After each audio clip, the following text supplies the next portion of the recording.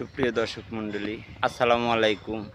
প্রিয় ভালোবাসার মানুষ, যে যেখান থেকেই আমাদের এই ভিডিওগুলো দেখেন, অন্তত বাস্তব কিছু জানার দরকার, বোঝার দরকার। হরসব বিল্লাল ভাই মানুষটা খারাপ না, হরসব বিল্লাল ভাই মানুষটা অনেক ভালো। আর ভালো মানুষ বিধায় দেখেন কোরআন শরীফ দান করতেছে ফ্রি, একদম ফ্রি। যারা কোরআন পড়তে পারেন তারা হরসব বিল্লাল ভাইয়ের সাথে যোগাযোগ করে একটি করে কোরআন শরীফ ফ্রি নিয়ে আসবেন। একটি করে কোরআন শরীফের কিন্তু অনেক দাম। সারা বাংলাদেশে ঘোষণা দিছে যে হরসব বিল্লাল ভাইয়ের কাছে যাবে সেই একটি করে কোরআন শরীফ পাবে। আসলে ভালো মানুষ না হলে কি এমনটা হয়?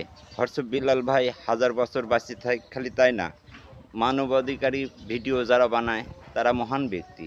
কারণ তারা কখনো নিজের জন্য ভাবে না, তারা ভাবে সর্বক্ষণ অন্য মানুষের জন্য। আর এই হরসব বিল্লাল ভাই দেখেন, এর বাড়ি পুড়ে যায়, ওর ঘর পুড়ে যায়, কি দরকার তার বাড়ি ঘর করে দেওয়ার? অথচ তার বাড়ি ঘর করে দেওয়ার প্রতিশ্রুতি করে, সাধারণ জনগণের কাছে সে হাত পাতে, মানুষের কাছে সাহায্য তুলে একটি মানুষের বাড়ি ঘর নির্মাণ করে দেয়, তার পরিবারটায় আবার সে শান্তি ফিরা দেয়। সেটা কি খারাপ কোনো কাজ? এটা ভালো কাজ। কেউ কোরআন শরীফ ফিরি দিছে এ যাবৎ কখনো?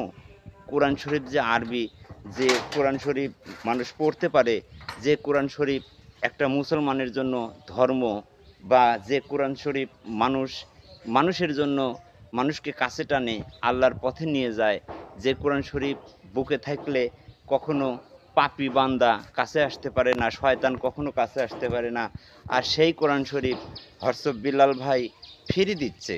আপনারা যারা